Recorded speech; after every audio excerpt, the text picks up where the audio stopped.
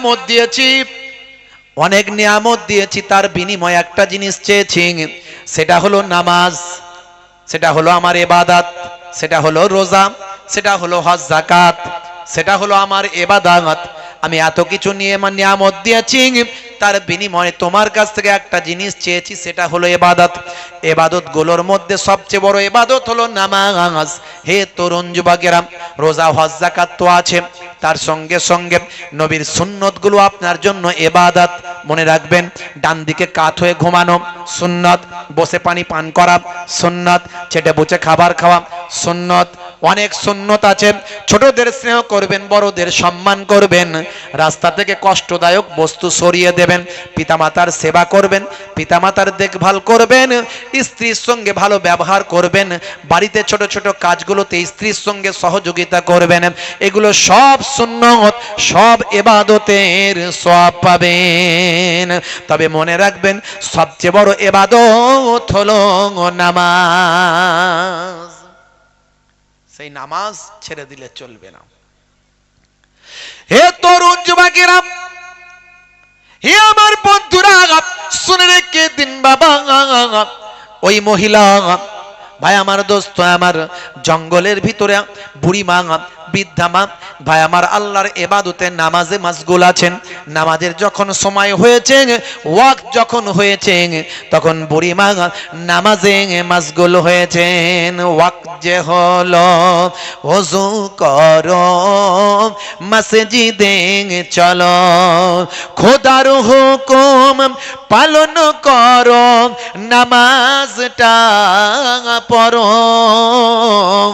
ওয়াক্ত যে হলো, ওযু করো, মসজিদে চলো, দিন রাত 5 ওয়াক্ত নামাজ পড়লে পাবে ভাই জান্নাত। জোরে হবে না? জোরে হবে না? ফজরের সময় হলে মসজিদে যাও তুমি চলে, থেকো না বিছানায় শুয়ে, খোদা দেন রহমত ঢেলে। ফজরের সময় ভাই আমার, অন্তত 15টা দিন আপনি ফজরের জামাতে নামাজ পড়ে দেখুন, কি মজা পাচ্ছেন। শরীর সুস্থ থাকবে, মন ভালো থাকবে, কাজে বরকত হবে, আল্লাহর রহমত নাজিল হবে। 15টা দিন অভ্যাস করুন। তাড়াতাড়ি ঘুমিয়ে যাবেন, ফজরের আগে উঠে যাবেন, এই অভ্যাস করুন। এখন আমাদের অভ্যাস কি হয়েছে, 2টো 2:30 না বাজলে ঘুম হয় না, ব্যাস ফজরের নামাজ কাজা। এটা করবেন না, বুঝতে পারছেন? হে তরুণ যুবকেরা, সংক্ষেপ করে বলবো, এমন সময় ভাই আমার, দোস্ত আমার, ওই জাসুসি ইনকোয়ারি করা মহিলা নামাজের পরে ওই বৃদ্ধা মহিলার কাছে বসলেন, মাগো কিছু খেতে দাও, মাগো মা কিছু খেতে দাও বলেন। ওই বৃদ্ধা মহিলা তাকে গোস্ত খেতে দিলেন। নাও বাবা, আমার কাছে গোস্ত ছাড়া তো আর কোনো খাবার না হয়। সব বুঝতে পারলেন ভাই আমার, ফিরে চলে এলেন ওই মহিলা, এসে ধনী মানুষটিকে বলে দিলেন, আপনার সন্ধান নিয়ে এসেছি, আমার পুরস্কার দিন। আপনার গাভীর সন্ধান পেয়েছি, পুরস্কার দিন। এমন সময় সংক্ষেপ করে বলি, এখনই শেষ করব বাপ। হে তরুণ যুবকেরা, শুনে রেখে দেন, একটু মন দিয়ে শুনুন। এমন সময় দেখতে পাওয়া যায় ভাই আমার, দোস্ত আমার, ওই মহিলা ভাই আমার বড়লোক ধনী মানুষটিকে বললেন, আপনার সন্ধান, গাভীর সন্ধান পেয়েছি, আমার পুরস্কার দিন। পুরস্কার নেওয়ার পরে সব খুলে বলল, জঙ্গলের ভিতরে একজন বৃদ্ধা মহিলা এবং তার যুবক আপনার গাভীটিকে তারা জবা করে খেয়েছে। এমন কথা শোনার পরে ওই বড়লোক ধনী মানুষটি হযরতে নবী দাউদ আলাইহিস সালামের কাছে গেল। দাউদ নবীকে গিয়ে বলল, নবী দাউদ, আপনি হলেন পয়গম্বর, আবার আপনি হলেন বাদশা, আপনি বিচার করে দিন। আমার একটা গাভী ছিল বড় প্রিয়, গাভীটিকে আমি বড় ভালোবাসতাম। ওই গাভীটাকে জঙ্গলে একজন মহিলা এবং তার যুবক থাকে, তারা বড্ড বাজে মানুষ, বড্ড বদমাইশ। তারা মানুষের সব কিছু হরণ করে খেয়ে নেয়, মানুষের সব কিছু চুরি চামারি করে। আমার গাভীটিকে তারা খেয়ে ফেলেছে, এর বিচারটা আমি আপনার কাছে পেতে চাই, এর বিচারটা আপনার কাছে পেতে চাই। এমন সময় নবী সুলাইমান আলাইহিস সালাম বললেন, ঠিক আছে, আমি তোমার বিচারটা আমি ঈদের দিনে করে দেব। ঈদের দিনে তোমার বিচারটা হবে, যাও ঈদের ময়দানে বিচার হবে। সুলাইমান নবী পাঠিয়ে দিলেন, দাউদ নবী পাঠিয়ে দিলেন, যাও জঙ্গল থেকে এই মহিলা আর ওই যুবককে ধরে নিয়ে এসে ঈদের ময়দানে হাজির করবে সেনাবাহিনী, তোমরা চলে যাও। সবাই যখন চলে গেল, ফারিস্তা জিবরাইল আলাইহিস সালাম নবী দাউদ আলাইহিস সালামের কাছে এসে হাজিরা দিল।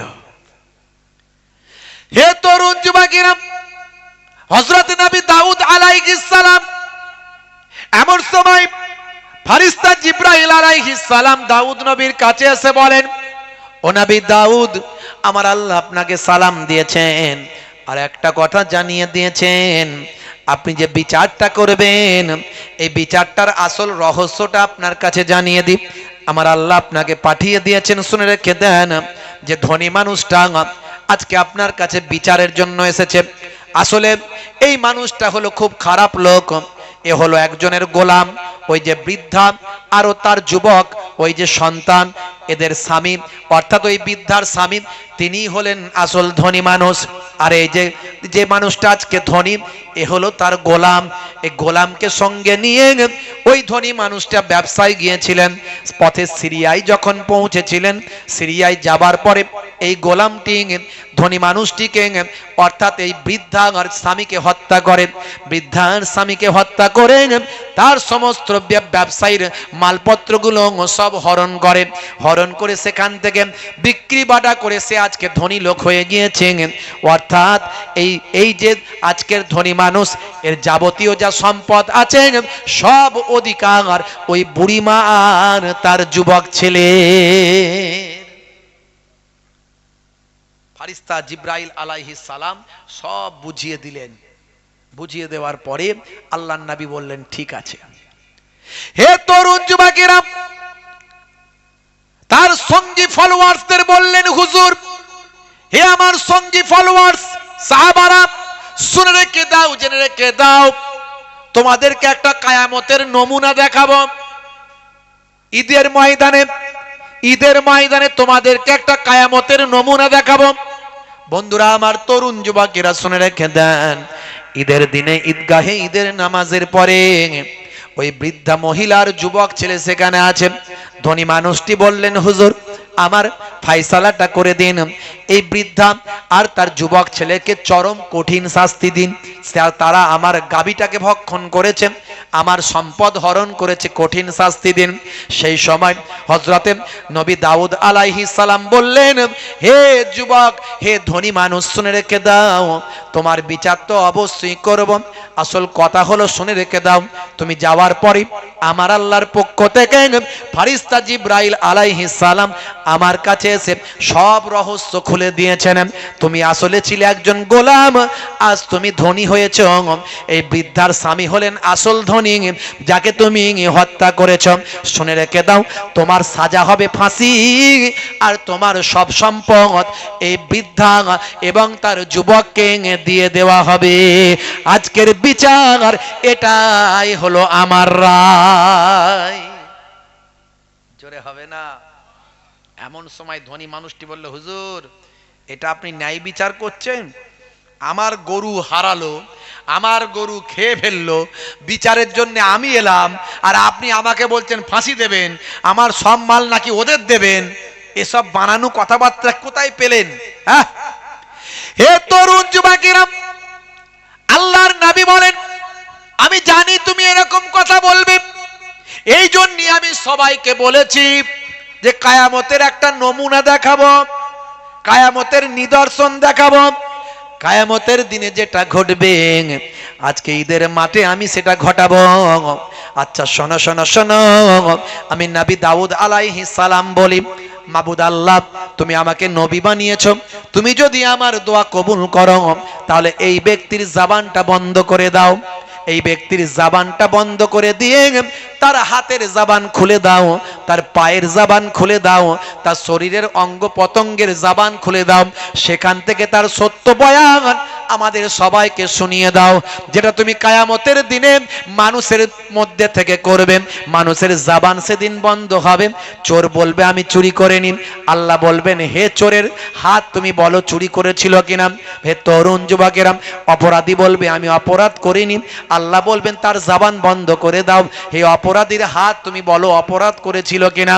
সুদখোর বলবে আমি সুদ খাইনি, আল্লাহ বলবেন হে হে জবান তুমি বন্ধ হয়ে যাও, সুদখোরের হাত তুমি বলে দাও সুদ খেয়েছিলে কিনা।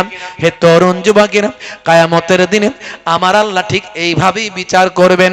সূরার নাম হলো সূরা সিন, সূরা ইয়াসিন।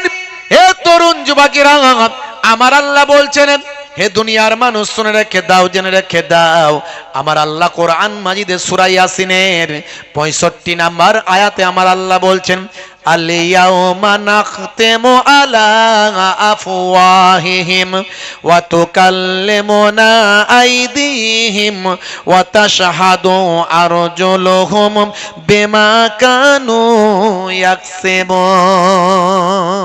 জোরে হবে না? আল্লাহ বলছেন আমি তাদের মুখে সিল মোহর লাগিয়ে দেব, তাদের জবানটা তখন বন্ধ করে দেব, তাদের হাত আমার সঙ্গে কথা বলবে, তারা যা করত সে সম্পর্কে তাদের পাগুলো সাক্ষ্য দেবেন, তাদের পাগুলো সাক্ষ্য দেবেন, তাদের হাতগুলো আমার সঙ্গে কথা বলবেন।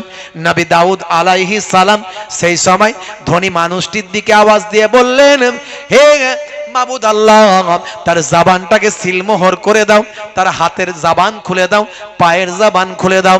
সঙ্গে সঙ্গে ওই ধনী ব্যক্তির হাতের জবান খুলে গেল, হাত থেকে বলতে শুরু করলাম আপনি যা বলছেন ঠিক বলছেন ও নবী দাউদ আলাইহিস সালাম, আমি সেদিন এই ব্যক্তিকে আমি এই মহিলার স্বামীকে আমি নিজে হাতেই তাকে হত্যা করেছিলাম। পা বলবে আমি গিয়েছিলাম তার সমস্ত সম্পদ আমি নিজেই ভক্ষণ করেছিলাম। হযরতে নবী দাউদ আলাইহিস সালাম সমস্ত মানুষকে বললেন দেখো দেখো এইভাবেই কাল কিয়ামতের দিনে আমার আল্লাহ বিচারটা করবেন। কিয়ামতের নমুনা দুনিয়ার জমিনে আমি দেখালাম। জোরে হবে না? নবী দাউদ আলাইহিস সালাম কিয়ামতের নমুনা দুনিয়ার জমিনে ঈদগাহের মাঠে দেখালেন এবং নির্দেশ দিলেন যাও ওই মহিলাকে, ওই পুরুষকে, ওই মানুষটিকে যে ধনী লোক বলে বিবেচিত ছিল তাকে নিয়ে গিয়ে ফাঁসি কাস্টে ঝুলিয়ে দাও, আর তার যাবতীয় সম্পত্তি যা আছে সব এই মহিলার স্বামীর সম্পত্তি থেকে সে আজকে রোজগার করেছে, সব সম্পত্তির হকদার ওই মহিলাকে দিয়ে দাও, তার সন্তানকে দিয়ে দাও। বন্ধুরা আমার, তরুণ যুবকেরা আমার, আমি আপনাদের কাছে আলোচনার মধ্যে দিয়ে এটাই বোঝাতে চেয়েছি, প্রথম কোরআন সম্পর্কে বলার চেষ্টা করেছি যে কোরআন যা বলা হয়েছে কোরআনে সত্য। কোরআন যদি সত্য হয়, হাদিস যদি সত্য হয়, আল্লাহ সত্য, নবী সত্য, আল্লাহ এবং নবী যদি সত্য হয়, আল্লাহর নির্দেশ সত্য। অর্থাৎ আমাদের নামাজি হতে হবে, আর কিয়ামতের দিনে আমাদের বিচারটা কিভাবে করবেন সেটা মনে রাখতে হবে। তাই কোনো অন্যায় করার আগে আমাদের ভাবতে হবে, আমাদের অঙ্গ পতঙ্গের জবান আল্লাহ খুলে দেবেন। কিয়ামতের দিনে বিচার মিথ্যার আশ্রয় আমরা নিতে পারবো না। হে যুবকেরা, আজ থেকে তওবা করি, একমাত্র তওবাই হলো আমাদের রাস্তা। পূর্বের যাবতীয় গুনাহকে এক তওবায় আমার আল্লাহ পাহাড় পরিমাণ গুনাহকে মাফ করে দিতে পারেন। জোরে হবে না? আজ থেকে প্রতিজ্ঞা করুন আমি তওবা করছি, আল্লাহ আমি আর অন্যায় কাজ করব না। আজ থেকে প্রতিজ্ঞা করুন আমি নামাজি হয়ে যাব। বলুন ইনশাআল্লাহ, বলুন ইনশাআল্লাহ। কারা কারা নামাজ পড়বেন একটু হাত তুলে দেখান তো বাপ, দেখি কারা কারা নামাজ পড়বেন। আল্লাহ ক্যান্সার দিতে পারে, টিউমার দিতে পারে, প্যারালাইজড বানাতে পারে, হার্ট অ্যাটাক দিতে পারে। একটু হাত তোলেন। নারে তাকবীর, নারে তাকবীর। মাশাআল্লাহ। প্রত্যেকে নামাজ পড়বেন, নামাজ ছাড়বেন না বাপ। আল্লাহর জন্য কথা বলছি, হেদায়েতের জন্য বলছি। বাবা মার 5 ওয়াক্ত নামাজটা পড়বেন, ছাড়বেন না। কাজা হলে কাজা পড়বেন, দাঁড়িয়ে পড়তে কষ্ট হয় বসে পড়বেন, বসে কষ্ট হয় শুয়ে শুয়ে নামাজ পড়বেন, ইশারায় ইশারায় পড়বেন, তবুও নামাজ ছাড়বেন না বাপ। সবচেয়ে বড় ইবাদত হলো নামাজ। নামাজ ছেড়ে দিয়ে কেউ জান্নাতে যেতে পারবে না। নামাজ ছাড়বেন না। এই এক হলো। 2 নাম্বার আর একটা সুন্নত বলে যায়। আমি অনেক সুন্নতের কথা বললাম, কিন্তু কোন সুন্নত সব সুন্নতের সওয়াব পাবেন, কিন্তু কবরে গেলে দেখা যাবে না। একটা সুন্নত কবরে গেলে দেখা যাবে, সেটা কি? সেটা হলো মুখের দাড়ি। মুখের দাড়ি সবচেয়ে বড় সুন্নত। 1 লক্ষ বা 2,24,000 পয়গম্বরের সুন্নত। বন্ধুরা আমার, তরুণ যুবকেরা আমার, বড় দাড়ি রাখতে লজ্জা লাগছে, ছোট রাখুন। ইমানের শক্তি বেড়ে গেলে তখন বড় দাড়ি হবে, এখন ছোটই রাখুন। হ্যাঁ, দাড়ি তো এখন মুখের ফ্যাশন বাবা আমার, দাড়ি তো মুখের সৌন্দর্য। বিরাট কোহলি দাড়ি রেখেছে, হরভজন সিং দাড়ি রেখেছে, লিওনেল মেসি দাড়ি রেখেছে, নেতা মন্ত্রী খেলোয়াড় প্লেয়ার দাড়ি রেখেছে, কত বড় বড় ব্যক্তিরা নামি দামি লোকেরা দাড়ি রেখেছে। তারা ফ্যাশন মনে করে রেখেছে, মুখের সৌন্দর্য মনে করে রেখেছে। কিন্তু আপনি উম্মতে মুহাম্মাদি নবীর সুন্নত মনে করে রাখুন। তাতে দাড়িটা ছোট হলেও আজ ছোট আছে, একদিন না একদিন বড় হয়ে যাবে দাড়ি। এই অবস্থায় যদি মারা যান, এই অবস্থায় যদি মারা যান, কবরে দেওয়ার পরে মুনকার নাকির ফারিস্তা যখন আসবে, বলবে মান রব্বকা, দেখতে পাবে নবীর সুন্নত বলে মুখে দাড়িটা রাখা, হতে পারে ওই দাড়িটা হবে নাজাতের জারিয়া। তাই দুটো জিনিস দিয়ে গেলাম আজকে, 1 হলো নামাজ, 2 হলো মুখের দাড়ি। এই দুটো জিনিস যদি করতে পারেন, ইনশাআল্লাহ আমার আল্লাহ আপনাকে আমাকে নাজাত দেবেন, দুনিয়াতেও শান্তি দেবেন, আখিরাতেও মুক্তি দেবেন। বলুন ইনশাআল্লাহ। আল্লাহ রাব্বুল আলামিন আমাদের কবুল করেন, বলুন আল্লাহুম্মা আমিন, বলুন আল্লাহুম্মা আমিন। ভাইরা আমার, দুটো কথা বলার দরকার ছিল, বললাম। হক কথা, আল্লাহকে খুশি করার জন্য বললাম।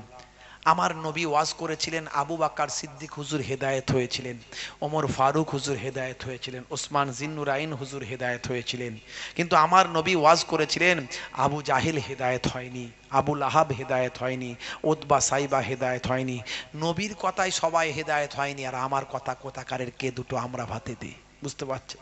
তবে বলার কর্তব্য বলে দিয়ে গেলাম। আল্লাহ বলছেন, হে নবী আপনি বলতে থাকুন, ফাযাক্কির ফাইন্না যিকরা তানফাউল মুমিনিন, you keep telling, believers will benefit.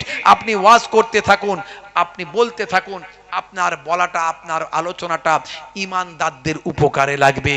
যারা নেবার তারা নেবে, যারা নেবার তারা নেবে। হাত জোর করে বলে গেলাম, যেন সবাই আমরা নিতে পারি, আপনারাও নিতে পারেন, আমিও নিতে পারি। তাই নামাজটা ছাড়বেন না। 2 নাম্বার, মুখের দাড়িটা ছোট হলেও রাখুন। এই দুটো জিনিস যদি নিয়ে যেতে পারেন, 70 থেকে 90% অপরাধ আপনার কাছ থেকে সরে চলে যাবে ইনশাআল্লাহ। আল্লাহর কোরআন নিজেই বলছে, ইন্না সলাতা তানহা আনিল ফাহশাই ওয়াল মুনকার, নিশ্চয় নামাজ তোমাকে অশ্লীলতা ও অন্যায় থেকে দূরে সরিয়ে রাখবে। জোরে বলুন সুবহানাল্লাহ। আপনি নামাজি হলে অপরাধী হতে পারবেন না, কমে যাবে, কমে যাবে, অনেক কমে যাবে ইনশাআল্লাহ। যাই হোক, দোয়া রাখবেন, আমি আপনাদের জন্য দোয়া রাখি। আপনাদের কাছ থেকে বিদায় নেব। একবার সকলে আমরা তওবা ইস্তেগফার করি। সকলে পড়েন, আস্তাগফিরুল্লাহ রাব্বি। সকলে পড়েন, আস্তাগফিরুল্লাহ রাব্বি মিন কুল্লি জামবি ওয়া আতুবু ইলাইহি, লা হাওলা ওয়ালা কুওয়াতা ইল্লা বিল্লাহিল আলিউল আযীম। এই তওবার উপর কায়েম থাকবেন। আজ থেকে তওবা করলেন, এই তওবার উপর মজবুত থাকবেন। আর ভাইরা আমার, প্রত্যেকে 3 বার সূরা ফাতিহা, 3 বার সূরা ইখলাস, 3 বার দরুদ শরীফ পাক তেলাওয়াত করেন, আখেরি মোনাজাত করা হবে।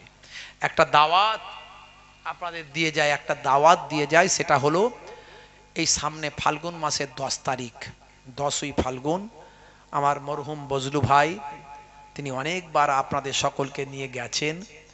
এবছরে তিনি আর হায়াতে নাই, তার জন্য আমরা এখানেও আজকে দোয়া চাইব, আর আমার দরবারেতেও খাসভাবে দোয়া চাইব। খুব ভালোবাসার মানুষ ছিলেন, আমার খুব ভক্ত মহাব্বতের মানুষ ছিলেন, প্রায় প্রায় ফোন করতেন। তো যাই হোক, তা আমার মহতারাম মরহুম বজলু ভাই তিনি নিয়ে যেতেন। আপনারা যাবেন, যাওয়াটা বন্ধ করবেন না। আমি দাওয়াত দিয়ে যাচ্ছি, ফাল্গুন মাসের 10 তারিখ আমার দাদাজান, যাকে জিন্দা পীর জিন্দা ওলি বলা হতো, মায়াপুর পীরনগরী হুজুর যাকে বলা হতো, মায়াপুর পীরনগরী হুজুরের বাৎসরিক সবরে সানি জেকেরের মজলিস আমার হরিণখোলা দরবার শরীফে। আপনারা সকলে যাবেন, ফাল্গুন মাসের 10 তারিখ মধ্যরাত পর্যন্ত কমিটির ছেলেরা, গ্রামবাসী ভাইরা সকলকে আমি দাওয়াত দিয়ে যাচ্ছি। আপনারা যাবেন, বলেন ইনশাআল্লাহ। হ্যাঁ, নিয়ত করেন, বলেন ইনশাআল্লাহ। ভাইরা আমার, হুজুর কেবলার রুহানি দোয়া থাকবে ইনশাআল্লাহ। আপনারা ফুরফুরা শরীফ হয়ে ওখান থেকে আধ ঘন্টা লাগে, সিয়াখালা থেকে আধ ঘন্টা 30 মিনিট এক রাস্তা। আপনারা গেছেন এর আগে অনেকবার, যাবেন ইনশাআল্লাহ। দাওয়াত দিয়ে গেলাম। ফাল্গুন মাসের 10 তারিখ 3 বার প্রত্যেকে সূরা ফাতিহা, 3 বার সূরা ইখলাস, 3 বার দরুদ শরীফ পাক তেলাওয়াত করেন, মোনাজাত হবে। তাবারুক কি বসে খাবে? বসে খাবে, আচ্ছা। আর মোনাজাতের পরে সবাই লাইন করে বসে যাবেন, তাবারুক না খেয়ে কেউ যাবেন না। আউযুবিল্লাহি মিনাশ শাইতানির বিসমিল্লাহির রহমানির রহিম। লাইভ টাইপ করনি তো? আমার সবাই জানে লাইভ টাইপ হয় না।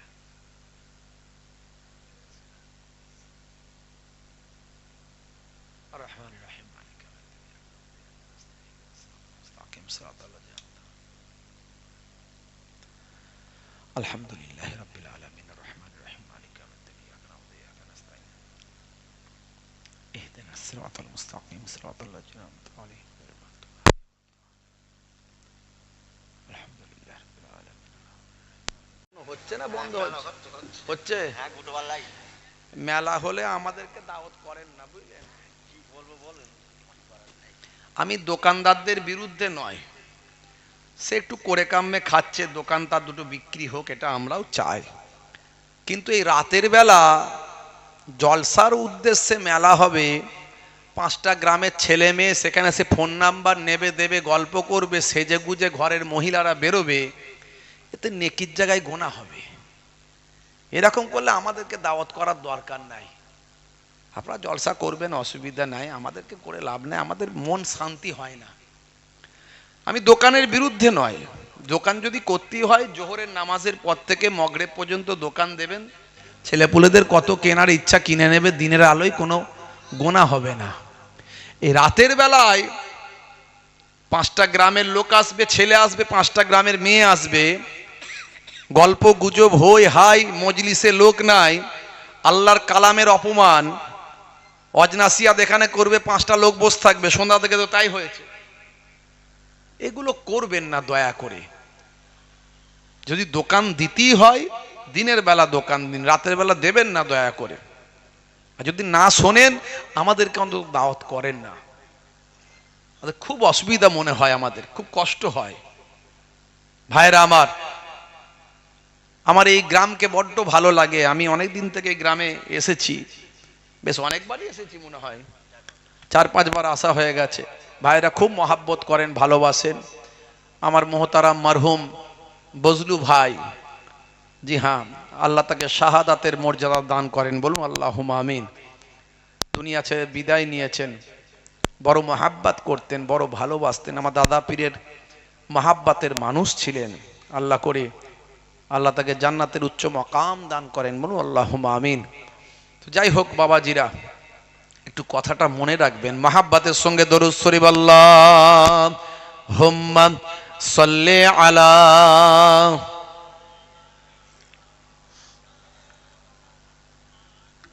ওয়া আলা আলি। 12ই রবিউল আউয়ালে রহমত ওয়ালা নবী এলো রে, সাফাতের তাজ পরে জামিনে বরকত ওয়ালা নবী এলো রে। এলো রে ভাই এলো রে, এলো রে ভাই এলো রে, কাউসার কাউসার ওয়ালা নবী এলো রে। জোরে হবে না? বাইরের মাইক বন্ধ করেছো? মাইক চলছে? পরীক্ষার সময় তো এখন। বাইরে ওয়াজ কে শুনবে? ওয়াজ তো যারা শুনছে এখানে শুনবে। কি কথা ঠিক না ভুল? বাইরের মাইক কেন চলবে? কেন বাইরের মাইক? এখন পরীক্ষার সময়, আলেম পরীক্ষা চলছে, মাধ্যমিক পরীক্ষা চলছে, ফাজেল পরীক্ষা চলছে, তারা তো আমাদেরই ঘরের ছেলে, তাদের পড়াশোনায় ক্ষতি হোক, এটা কি চাইবো আমরা? বলেন চাইবো? কখনই চাইবো না। তা আমার ওয়াজ শোনার দরকার আমার এইখানটায়, খুব বেশি হলে পাশাপাশি কটা ঘর, তা আমার দূরের মাইক দেওয়ার কি দরকার আছে? এখন সব জায়গায় একটা কি হয়েছে জানেন, মানে আমাদেরকে দেখিয়ে দিতে হবে। এটা আপনাদের এখানে আল্লাহ করে ছেলেরা ভালো, এখানকার কমিটির ছেলেরা ভালো, অন্যান্য জায়গায় 3 কিলোমিটার 2 কিলোমিটার 1 কিলোমিটার মাইক দেয়। কোথায় 1 কিলোমিটার দূরে মাইক? বাজারে মাইক, বাজার। আমি বলি বাজারে কে আওয়াজ শুনছে? বল না হুজুর একটু দিতে হবে আমাদের, কারণ আমাদের এখানে পাড়া প্রতিবেশীতে সব প্রোগ্রাম হলে না হুজুর অনেক দূর মাইক দেয়। আমি তারা দেয় বলে তোমাকেও দিতে হবে? কি জি, তারা দেয় বলে তোমাকেও দিতে হবে? কেউ যদি অধম হয় তুমি কেন উত্তম হবে না? কত মানুষ বাড়িতে অসুস্থ অবস্থায় পড়ে আছে, হতে পারে না? পারে না? তার মাইকের আওয়াজে তার কষ্ট হবে। হেদায়েত হওয়া তো দূরের কথা, সে বসে বসে শুয়ে শুয়ে বদদোয়া করবে, আছে না নাই? তা আমরা ইসলাম মানি, ইসলাম শান্তির কথা বলেছে, মানুষের বিপদ থেকে মুক্তির কথা বলেছে, মানুষের দুঃখ কষ্ট দূর করার কথা বলেছে। কথা ঠিক না ভুল বলেন? আমরা যেখানটায় ওয়াজ লোকে শুনবে সেখানটায় আওয়াজ দেব, বা খুব বেশি হলে পাড়াতে দেব, একটু গ্রামটাই পাড়াটাই। অনেকে হয়তো বাড়ি থেকে শোনে, আসতে পারে না, কিন্তু বেশি দূরে আমরা মাইক বাজাবো না। আমি আজকেও বলছি, এর আগেও বলেছি, আপনারা করবেন না এগুলো। শুধু পরীক্ষা বলে নয়, 12 মাসই ইসলাম কাউকে কষ্ট দেওয়া শেখায়নি। ইসলাম জিনিসটা দেখানোর জিনিস নয়, অনুভব করার জিনিস, মানার জিনিস, বোঝার জিনিস, মেনে চলার জিনিস, লোক দেখানোর জিনিস নয়। আমি এর আগেও অনেকবার বলেছি। এখন তো পরীক্ষা চলছে,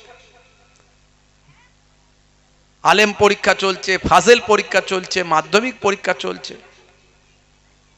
আমি সব জায়গার যত জলসা কমিটি আছে, কেউ বলবেন না যে ওরা হুজুর মাইক করাচ্ছে, ওরা মাইক বাজাচ্ছে, ওরা আওয়াজ এত দূর দিয়েছে, এ কথা বলবেন না। এটা ইসলাম শেখায়নি। কেউ যদি অধম হয় আপনি কেন উত্তম হবেন না? আপনি ইসলামের নির্দেশ মেনে চলুন। ইসলাম কাউকে কষ্ট দেওয়া শেখায়নি। ভাইরা আমার, ইসলামের সৌন্দর্যটা আমরা প্রকাশ করতে পারি না। ইসলামের বিউটিনেস এটাকে আমরা মানুষের কাছে জানান দিতে পারি না। ইসলাম যে কত ভালো এটা মানুষের কাছে বোঝাতে পারি না। এই জন্য আজকে আমাদের বদনাম, মুসলমানদের বদনাম, ইসলামের বদনাম হয়। अंधे को रास्ता दिखाने का नाम है इस्लाम, भूखे को खाना खिलाने का नाम है इस्लाम, प्यासे को पानी पिलाने का नाम है इस्लाम, अमानत का नाम है इस्लाम, इबादत का नाम है इस्लाम, और मोहब्बत का नाम है इस्लाम। जोरे হবে না? আজকে আমি একটা খবর দেখে মানে এতটা আনন্দিত হয়েছি যে বলে বোঝাতে পারবো না আপনাদেরকে। মুর্শিদাবাদ হরিহর পাড়া, ওখান থেকে কয়েকবারই আমাকে দাওয়াতের জন্য আমন্ত্রণ করা হয়েছিল। যাই হোক আমি ডেট দিতে পারিনি, তাদেরকে ডেট না থাকার কারণে দিতে পারিনি। আজকে নিউজে দেখলাম হরিহর পাড়া, সেখানে একটা ছেলে পরীক্ষা দিতে যাচ্ছে, মানে ছেলেটা মাধ্যমিক পরীক্ষা দেবে, মায়ের কোলে চেপে, মায়ের কোলে চেপে পরীক্ষা দেবে। আমার আপনার ঘরের ছেলে, তার নাম হলো আমিরুল শেখ। আমি দেখে খুব আনন্দ পেয়েছি। ছেলেটার এই নিচের কোমর থেকে নিচের সাইডটা তার অকেজো, হাঁটতে পারে না, চলতে পারে না, কিন্তু মায়ের কোলে চেপে মা তাকে নিয়ে যাচ্ছে পরীক্ষার সেন্টারে। আপনারা ইন্টারনেটে দেখেছেন কিনা জানি না, আমার কাছে ভিডিওটা আছে, আমাকে পাঠিয়েছে। মা হাতে করে অ্যাডমিট আর পরীক্ষার যে প্যাড ওটা নিয়ে যাচ্ছে, ছেলেটিকে কোলে নিয়েছে। ছেলেটার বয়স হলো 17 বছর। আমি অবাক হয়েছি, আমার মুসলিম সমাজ শিক্ষার দিকে যে এগিয়েছে তার নমুনা এটা। আলহামদুলিল্লাহ, বলি আলহামদুলিল্লাহ। এই রকম একটা হ্যান্ডিক্যাপ, যার শরীরটা অকেজো, সে আজকে পড়াশোনা করছে, ভালো রেজাল্ট করছে। মা তাকে আনন্দের সঙ্গে নিয়ে যাচ্ছে। মা বলছে আমার ছেলেটা হ্যান্ডিক্যাপ, কিন্তু আমার ছেলেটা পড়াশোনা ভালো করে, আমি খুশি, আপনারা দোয়া করুন যেন আমার ছেলেটা ভালো রেজাল্ট করে। জোরে বলুন সুবহানাল্লাহ। আজকে আমি আনন্দ পেয়েছি এই ছবিটা দেখে যে আমার কম শিক্ষার দিকে এগিয়ে আসছে। সত্যি ভাইরা আমার, তরুণ যুবকেরা আমার, ইসলামের কোরআন মাজিদের প্রথম শব্দটা হলো ইকরা, মানে পড়ো। ইকরা মানে কি? পড়ো তোমার মহান প্রভুর নামে, বিইসমি রাব্বিকাল্লাযী খলাক, যিনি তোমাকে সৃষ্টি করেছেন। জোরে বলুন সুবহানাল্লাহ। জোরে হবে না? তাহলে যিনি তোমাকে সৃষ্টি করেছেন সেই আল্লাহর নাম নিয়ে পড়াশোনা করো। যা কাজ করবে আল্লাহর নাম নিয়ে শুরু করবে, দেখবে ইনশাআল্লাহ তোমার কামিয়াব হবেই হবে, তোমার কামিয়াবি সফলতা আসবেই আসবে। আলহামদুলিল্লাহ, আমিরুল শেখ মুর্শিদাবাদের হরিহর পাড়ার এই ছেলেটি, যে পাশাপাশি একটা স্কুল বারুইপুর হাই স্কুল, সেখানে পরীক্ষার সেন্টারে মা তাকে কোলে করে নিয়ে যাচ্ছে, আমি দেখে অবাক। এটা আমাদের জন্য দৃষ্টান্ত। আমাদের ঘরের প্রত্যেকটা ছেলেকে মাথা উঁচু করে দাঁড়াতে হবে। এত যে বিপদ, এত যে অন্যায়, এত যে অত্যাচার, এত যে অপমান, লাঞ্ছনা, বঞ্চনা, এই সবের একটাই সলিউশন, সেটা হলো শিক্ষা। সব সমস্যার সমাধান হতে পারে শিক্ষার মধ্যে দিয়ে। আপনার ঘরের ছেলেটাকে আপনি শিক্ষিত করুন। দরকার হলে আপনি অনাহারে থাকবেন, অর্ধাহারে থাকবেন, কিন্তু সন্তান সন্ততি ছেলে মেয়ের শিক্ষা থেকে বঞ্চিত করবেন না। ওই ছেলেটি, ওই মেয়েটি পড়াশোনা করে একদিন মাথা উঁচু করে দাঁড়াবে। আপনার গ্রামের, আমার দেশের, আমার কওমের, আমার জাতির, আমার সমাজের মুখটা উজ্জ্বল করবে। জোরে বলুন সুবহানাল্লাহ। আমরা আমাদের ঘরের মহিলাদেরকে কোনো চিকিৎসা করার দরকার হলে আমরা লেডি ডক্টর খুঁজি। লেডি ডক্টর আগে তৈরি করুন, তবে তো লেডি ডক্টরের কাছে যাবেন। নিজের ঘরের মেয়েটাকে পড়াশোনা করাবেন না, লেডি ডক্টর খুঁজবেন। গাইনি ডক্টর চাই আপনার ঘরের বউটাকে অপারেশন করতে হবে, সিজার করতে হবে। কে বলল পড়াশোনা করা চলবে না? পর্দার মধ্যে, হেফাজতের মধ্যে আপনার মেয়েটা যদি পর্দার মধ্যে পড়ে, ইসলামে কোনো আপত্তি নাই। আপনার ঘরের মেয়েটাকে আপনি লেডি ডক্টর করুন, তবে তো হাজার হাজার মহিলাদের সম্মান বাঁচবে, হাজার হাজার মুসলিম নারীদের সম্মান বাঁচবে। আপনার ঘরের ছেলেটাকে আইএস, আইপিএস, ডব্লিউবিসিএস অফিসার করুন। আজকে মুরব্বী চাচারা অফিসে গেলে দাঁড়িয়ে থাকতে হয় বাইরে, সম্মান পায় না। আপনার ঘরের ছেলেটা যদি আইএস, আইপিএস, ডব্লিউবিসিএস অফিসার হয়, ছোটবেলায় যদি তাকে একটু মাদ্রাসায়, মক্তবে যদি দিনের এলেম শিক্ষা দেন, সে দেখবে একটা নামাজি মানুষ বাইরে এসে দাঁড়িয়ে আছে। চাচাকে আগে ছেড়ে দিই, চাচা চলে এসো। চাচা নামাজি মানুষ, নেক মানুষ, দাঁড়িয়ে আছে গো। তাহলে এই মহাব্বত তৈরি হবে তার মধ্যে, যদি আপনার ছেলেটাকে আপনি সেই জায়গায় পৌঁছান। আজকে অমুসলিম হিন্দু ভাইরা, খ্রিস্টান ভাইরা, তারা শিক্ষার উপরে অনেক জোর দিয়েছে, আর সেই তুলনায় আমরা মুসলমানরা খাওয়া আর গাড়ি আর বাড়ি, এগুলোর উপর বেশি জোর দিয়েছি। আলহামদুলিল্লাহ, আজকের এই ছবিটা আমার কাছে অনেকটা ভালো লেগেছে, যে অন্তত আমার সমাজ শিক্ষার দিকে অনেকটা এগিয়ে এসেছে। তার নমুনা হলো এই হ্যান্ডিক্যাপ ছেলেটা মায়ের কোলে চেপে পরীক্ষা দিতে যাচ্ছে। এটা আজকে আনন্দের একটা পিকচার, আনন্দের ছবি, আনন্দের নিউজ। আমার বড় ভালো লেগেছে।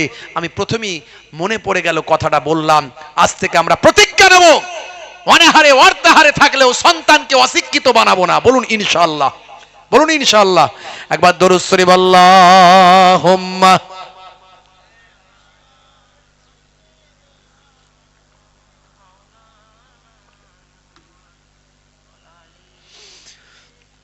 বারোই রবিউল আউয়ালে রহমত ওয়ালা নবী এলো রে, সাফাতের তাজ পরে জামিনে বরকত ওয়ালা নবী এলো রে। এলো রে ভাই এলো রে, এলো রে ভাই এলো রে, কাউসার কাউসার ওয়ালা নবী এলো রে আল্লাহুম্মা সাল্লি আলা